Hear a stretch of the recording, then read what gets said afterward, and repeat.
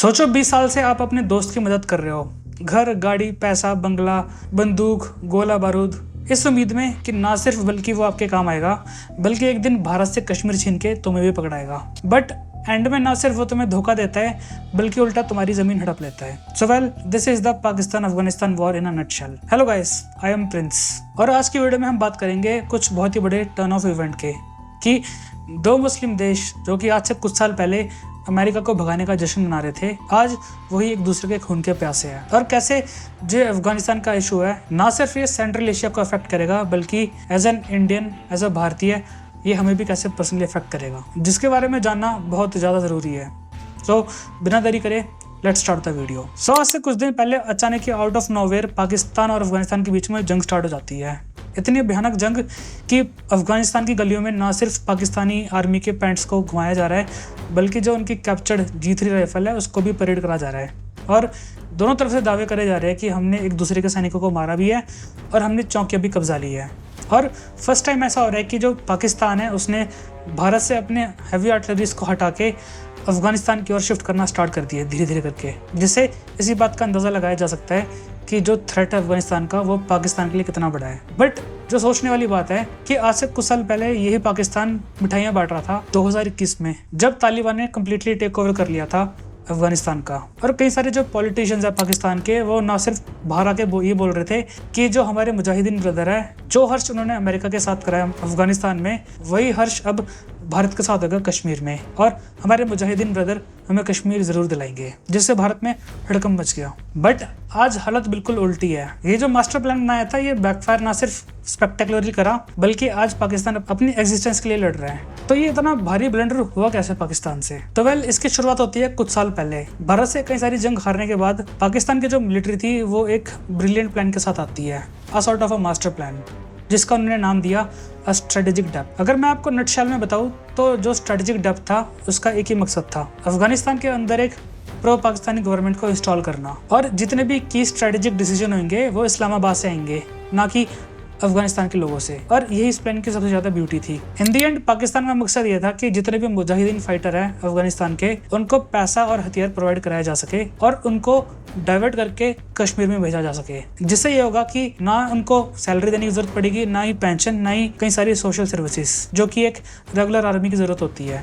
और इनकेस अगर ये रैगटैग आर्मी हार भी जाएगी मुजाहिदीन की, तो जो पाकिस्तान आर्मी का नाम है वो खराब नहीं होगा। और दोनों तरफ से विन विन सिचुएशन थी। और इन फाइटर्स को लाइन में रखने के लिए रिलीजन का इस्तेमाल करा जाएगा, अ सॉर्ट ऑफ अ जिहाद। और इसका नतीजा निकला कांधार हाईजैक। ना सिर्फ एयर इंडिया की फ्लाइट को डाइवर्ट करके अफगानिस्तान में लैंड कराया गया, बल्कि एक्टिवली तालिबान ने परमिशन दे दी अपनी जगह को as a sort of base की तरह इस्तेमाल करने के लिए। और ना चाहते हुए भी भारत को मसूद अजहर को रिलीज करना पड़ा, जिसका एंड में नुकसान भारत को ही हुआ 26/11 के रूप में। बट सुन, पाकिस्तान के जो जनरल्स थे उन्होंने एक बहुत बड़ी बात रियलाइज करी कि जो ये स्ट्रेटेजिक डेप्थ है, इसको हम एक sort of a strategic blackmail में भी कन्वर्ट कर सकते हैं। और इसकी शुरुआत हुई थी जब रशिया ने अटैक करा अफगानिस्तान में। ये अटैक एक ब्लेसिंग बनकर आया पाकिस्तान के लिए। ना सिर्फ उन्होंने अमेरिका से बात करी, बट एक्टिवली जितने भी हथियार थे, गोला बारूद थे, वो फनल करा अफगानिस्तान के मुजाहिदीनों को। और पैसा, बहुत सारा पैसा, इतना हद का पैसा कि अमेरिका की CIA ने अपने चेकबुक्स खोल दिए थे वियतनाम का बदला लेने के लिए रशिया से। जब USSR छोड़ के गया अफगानिस्तान को, तो उसके बाद दोबारा से एक ब्लेसिंग आई 9/11 के रूप में पाकिस्तान के लिए। और पाकिस्तान ने ये पोर्ट्रे करा कि तालिबान से आप ऐसे डील नहीं कर सकते हमारे बिना, so please help us and we will help each other. और जो वॉर ऑन टेरर था अमेरिका का, उससे पाकिस्तान ने खूब सारा पैसा कमाया। आप इसी बात से अंदाजा लगा सकते हो कि एक ही रात के अंदर पाकिस्तान ने अपनी साइड स्विच करी और उन तालिबान के खिलाफ हो गया जिनकी उन्होंने मदद की थी आज से कुछ साल पहले रशिया के अगेंस्ट। ना सिर्फ बाकायदा उन्होंने उनको मार गिराया, बल्कि कईयों को पकड़ के अमेरिका के हवाले कर दिया। और हद तो तब होगी जब पाकिस्तान ने एक्टिवली ऑथराइज कर दिया अपनी ज़मीन पे अमेरिका को कि वो ड्रोन स्ट्राइक को कंडक्ट कर सकता है, जो भी किसी के देश की सोवरेनिटी के ऊपर एक बहुत बड़े धब्बे का काम करता है। बट बैकग्राउंड में कुछ और ही चल रहा था। पाकिस्तान ने रियलाइज करा कि अगर ये वॉर ऑन टेरर खत्म हो जाएगी तो जो हमारी फंडिंग है वो भी रुक सकती है, और जो लेटेस्ट वेपनरीज है जैसे F-16 और उनकी एयर टू एयर मिसाइलें, वो भी हमें मिलनी बंद हो जाएगी, जिससे हम इंडिया को चैलेंज भी कर सकते हैं। तो पाकिस्तान ने यहीं पे एक डबल गेम खेलनी स्टार्ट कर दी। जितने भी लो लेवल फाइटर्स थे उनको तो पकड़ा दिया अमेरिका के हाथों, और जितने भी एक्टिव कमांडर्स थे उनको अपने पास रख लिया, जिनको अमेरिका पूरे अफगानिस्तान में ढूंढता रहा कई सालों तक। और खूब सारा पैसा कमाया गया वॉर ऑन टेरर के नाम पे। जो इंटेलिजेंस थी वो फॉल्स दी गई, या फिर जब भी CIA किसी के घर पे जाता था रेड मारने के लिए तो पता लगता था कि उसको पहले से खबर मिल गई है और वो वहाँ से गायब हो गया। अमेरिका को इस बात का अंदाजा तो था और कई सारे उनके मिलिट्री जनरल्स ने भी सवाल उठाया था पाकिस्तान की इस अप्रोच को लेके कि मे भी वो हमारे साथ एक डबल डीलिंग कर रहा है। और भांडा तब फूटा जब ओसामा बिन लादेन पाकिस्तान के एबटाबाद में मिला, वो भी उनकी मिलिट्री अकेडमी से कुछ किलोमीटर दूर, वही आदमी जिसके पीछे अफगानिस्तान बर्बाद हो गया। इसके बाद पाकिस्तान ने एक और मास्टर स्ट्रोक चला, चाइना को लपेट लिया अपने BRI में, बेल्ट एंड रोड इनिशिएटिव, जो कि $1 बिलियन की इंफ्रास्ट्रक्चर प्रोजेक्ट होने वाला था, जिससे जो डिपेंडेंस थी चाइना की इंडियन ओशन के थ्रू वो खत्म हो जाती हमेशा के लिए, और एक ऑल्टरनेट सी रूट मिल जाता चाइना को इंडिया को बाईपास करते हुए, जिससे वो अपने जो वेस्ट है चाइना का उसको और डेवलप कर सके। बट सुन चाइना रियलाइज की जो ये इंफ्रास्ट्रक्चर प्रोजेक्ट है ये धीरे धीरे उनको फाइनेंशियली ब्लीड कर रहा है, एंड सून दे रियलाइज्ड कि उनको एक्टिवली अब पाकिस्तान को सपोर्ट करना पड़ेगा। इस डर से नहीं कि पैसा डूब जाएगा, बल्कि इस डर से कि जो उनका शिंगजियांग रीजन है वहाँ पे बहुत बड़ी उइगर मुस्लिम्स की पॉपुलेशन है, और इन केस अगर समहाउ वहाँ पे कुछ रेडिकलाइजेशन हो जाए किसी के थ्रू तो वो एरिया काफ़ी ज़्यादा डिस्टर्ब हो सकता है। और एज यूजुअल इसमें जो हेल्प कर सकता है वो एक देश कर सकता है जिसका नाम था पाकिस्तान। ये एक sort of a unspoken threat है पाकिस्तान की तरफ से कि अगर आपने हमारी हेल्प नहीं करी फाइनेंशियली, हमारे इंफ्रास्ट्रक्चर में हेल्प नहीं करी, चाइना के ऊपर भी टेररिस्ट अटैक हो सकता है। और आप इस बात से अंदाज़ा लगा सकते हो कि जिंगजियांग कितना ज़्यादा सेंसिटिव है चाइना के लिए। पिछले 10-15 साल में जितने भी टेररिस्ट अटैक हुए हैं चाइना ने एक्टिवली उस खबर को दबाया है, बाहर दुनिया के सामने आने नहीं दिया। उसमें से एक जो सबसे बड़ा टेरर अटैक था वो 2015 के आसपास हुआ था, जब कुछ उइगर मुस्लिम्स ने चाइना के एक स्टेशन पे हमला कर दिया चाकुओं से, जिसमें 23 लोगों की मौत हो गई। और ये ब्लैकमेल चाइना तक नहीं रुकता, रशिया भी इस बात से काफ़ी ज़्यादा परेशान है। इन केस अगर अफगानिस्तान दोबारा से डिस्टेबलाइज हो गया तो जो कट्टर आइडियोलॉजी है वहाबिज्म और देवबंदी की, वो वहाँ से स्पिल होके सेंट्रल एशिया में आ सकती है, उन देशों में जो एक टाइम पे रशिया का पार्ट होता था, उनके साउथ के रीजन में। और ये डिस्टेबलाइजेशन बहुत ज़्यादा गंदी है इस टाइम पे जब रशिया खुद यूक्रेन के साथ वॉर में उलझा हुआ है। और सब कुछ बढ़िया चल रहा था अकॉर्डिंग टू द प्लान, और पाकिस्तान बिल्कुल सही ट्रैक पे था, सारी कंट्रीज को ब्लैकमेल करके बढ़िया पैसा कमा रहा था। बट देन धीरे धीरे करके जो ये प्लान है ये बैकफायर करना स्टार्ट हो जाता है। अगर आपको याद होगा तो मैंने बताया था कि कैसे पाकिस्तान ने तालिबान को बिट्रे करा था, तो वो अब वापस आ चुके थे। उन्होंने देखा था कि किस तरीके से जो पाकिस्तान है उन्होंने एक्टिवली धोखा दिया, बल्कि उनमें से कईयों को मार भी गिराया। और जो सबसे बड़ा धब्बा था कि उन्होंने एक वेस्टर्न नेशन अमेरिका की मदद ली थी इसको करने में।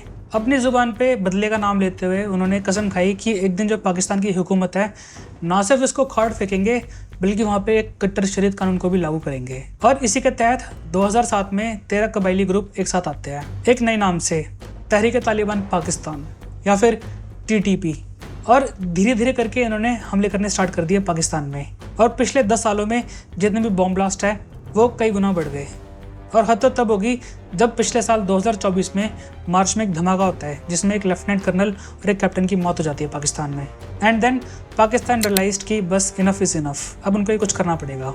और अफगानिस्तान के ऊपर एक्टिवली वो दबाव डालना स्टार्ट कर देते हैं कि यू शुड डू समथिंग और अदरवाइज हमें कुछ करना पड़ेगा। पर जो अफगानिस्तान तालिबान है उनकी अपनी अलग ही प्रॉब्लम थी। किसी सरकार को उखाड़ फेंकना एक बात है और एक नई सरकार बना के चलाना दूसरी बात। और अफगान तालिबान को भी अब ये बात धीरे धीरे समझ आ रही थी। And because of their geography वो एक लैंडलॉक देश है और जितनी भी सप्लाई होती है उनको दूसरे देशों के थ्रू करनी पड़ती है, या तो सेंट्रल एशिया से या फिर ईरान से या कभी कभी पाकिस्तान से। अमेरिका के जाने के बाद सब कुछ ट्रैक पे आ तो रहा था, बट एक विशियस रूमर फैलना स्टार्ट हो गया अफगानिस्तान में कि जो ये तालिबान की नई सरकार है ये तालिबान अफगानिस्तान का है ही नहीं, इसको तो बल्कि पाकिस्तान ने इंस्टॉल करा है, a sort of a puppet regime, जिसके तार इस्लामाबाद से खींचे जा रहे हैं। हमने तो बस पहले तो USSR को हराया, उसके बाद अमेरिका आ गया और अब पाकिस्तान भी हमारे साथ वही कर रहा है। और जो लेजिटिमेसी थी अफगानिस्तान तालिबान की वो खतरे में आने लग गई। वो इस प्रॉब्लम से जूझ तो रहे थे, बट सडनली सामने पाकिस्तान एक प्रॉब्लम और लेके आ जाता है कि जो तहरीक तालिबान पाकिस्तान है उसके लिए आप कुछ ना कुछ करो, क्योंकि वो हमला करते हैं और वापस अफगानिस्तान में भाग जाते हैं। आप कुछ करो नहीं तो हम कुछ करेंगे। बट तालिबान के लिए ये सब बहुत ज़्यादा मुश्किल था, क्योंकि जो ये तहरीक तालिबान पाकिस्तान है वो उनको एक कज़न की तरह देखते हैं। अगर उन्होंने कोई कार्रवाई करी TTP के ऊपर तो उसमें से कई सारे लड़ाके भाग के उनका जो मेन राइवल ग्रुप है Islamic state of Khorasan ISI के, वो उसमें जाके भर्ती हो जाएंगे, जिनकी आइडियोलॉजी तो तालिबान से ज़्यादा भी कट्टर है, बल्कि वो तो खुद ही इल्ज़ाम लगाते हैं कि तालिबान को तो अमेरिका ने इंस्टॉल करा है। तालिबान के सामने प्रॉब्लम अनेक थी और सोल्यूशन सिर्फ एक। उन्होंने जो सबसे पेनफुल पॉइंट था डूरंट लाइन का, जो अफगानिस्तान और तालिबान को अलग करती है, उसको छेड़ना स्टार्ट कर दिया और सीधा ये डिक्लेयर कर दिया कि हम इस डूरंट लाइन को तो मानते ही नहीं है, जिसने कई सारी फैमिलीज को बीच में से डिवाइड कर दिया। और जो भी इस डूरंट लाइन का मुद्दा उठाता है वो ऑटोमेटिकली एक नेशनलिस्ट बन जाता है लोगों के आंखों के सामने, और उसको एक लेजिटिमेसी मिल जाती है कि यस, ये हमारे देश के लिए काम कर रहा है। And as Pakistan watched in horror कि ना सिर्फ उनके ऊपर हमले बढ़ने स्टार्ट हो जाते हैं, बल्कि एक्टिवली जो फॉरेन मिनिस्टर थे अफगानिस्तान के, वो भारत के देवबंद में जाके एक विजिट देते हैं और ट्रेड रिलेशनशिप की भी बातें करने लग जाते हैं, जिसमें वो एक्टिवली ईरान के चाबहार पोर्ट को सपोर्ट करते हैं। और रही बात तहरीक तालिबान पाकिस्तान की, तालिबान कुछ ना करके भी बहुत कुछ कर लेता है और पाकिस्तान देखता है कि कैसे ये एक स्ट्रेटेजिक डेप्थ है, एक एपिक ब्लंडर में कन्वर्ट हो गया। ना सिर्फ वो पहले एक एनिमी से जूझ रहा था जिसका नाम था इंडिया, बल्कि दूसरी साइड से अब अफगानिस्तान भी खड़ा हो गया है। एंड एज ऑफ नाउ जब मैं ये वीडियो शूट कर रहा हूँ तो अब कई दिनों की लड़ाई के बाद एक सीज फायर का ऐलान करा गया है, वो भी कुछ घंटे के लिए। और अफगानिस्तान ने पहली बार पाकिस्तान को उनकी दवाई का ही स्वाद चखाया, वही पॉलिसी जो वो आज से कुछ साल पहले इंडिया पे अप्लाई कर रहे थे। तहरीक तालिबान पाकिस्तान एक लेवर की तरह काम कर सकता है, अदरवाइज पाकिस्तान को रोकने वाला कोई भी नहीं है। एक इस्लामिक न्यूक्लियर स्टेट जो कि आए दिन इंडिया पे बम गिराने की धमकियां देता है। और इन सब में जो सबसे बड़ा बदला था वो अमेरिका ने लिया। अपने $7 बिलियन के जितने भी हथियार थे वो अफगानिस्तान में छोड़ के चले गया। दे मेड श्योर कि जो उनके सेंसिटिव इक्विपमेंट्स है, एयर एसेट्स है, हेलीकॉप्टर्स, इवन जेट्स, उनको तो खत्म कर गया, बट जितने भी ग्राउंड व्हीकल्स है, जितने भी छोटे हथियार होते हैं, मशीन गन्स होती है, वेपन्स होते हैं, उनको वो ऐसे इंटैक्ट छोड़ के चले गया, जिसका इस्तेमाल टीटीपी करने लग गया पाकिस्तान के अगेंस्ट। वही हथियार जो आज से कुछ साल पहले पाकिस्तान के पॉलिटिशियंस कह रहे थे कि वो कश्मीर में ब्लीड करेंगे इंडियन आर्मी को। इवन तो ये कहानी सुनने में काफ़ी ज़्यादा इंटरेस्टिंग लग रही है, बट आपके दिमाग में आ रहा होगा कि इसमें हमें क्या, इसमें हमारा क्या फ़ायदा हो रहा है? क्यों ना इंडिया पीछे बैठे आराम से पॉपकॉर्न लेके और देखे कि ये प्ले आउट करता कैसे एंड में। तो वेल, इसका नुकसान ना सिर्फ अफगानिस्तान को होगा बल्कि इंडिया को भी होगा। विदाउट एक्टिव पार्टिसिपेशन इंडिया की एक वर्ड क्रिएट हो जाएगा, जिसको फॉर श्योर जो चाइना है वो फिल करने की कोशिश करेगा। और जो उनका ओरिजिनल ऑब्जेक्टिव था पाकिस्तान का, एक स्ट्रेटेजिक डेप्थ का, अब प्रो पाकिस्तानी गवर्नमेंट, इस केस में वो एक प्रो चाइना गवर्नमेंट हो जाएगी। और चाइना भी तालिबान लड़ाकों का इस्तेमाल करेगा इंडिया पर अटैक करने के लिए। ना सिर्फ वो हथियार प्रोवाइड करेगा बल्कि जो हाईटेक मशीनरी है, इंटेलिजेंस है, वो भी प्रोवाइड करेगा इंडिया के अगेंस्ट।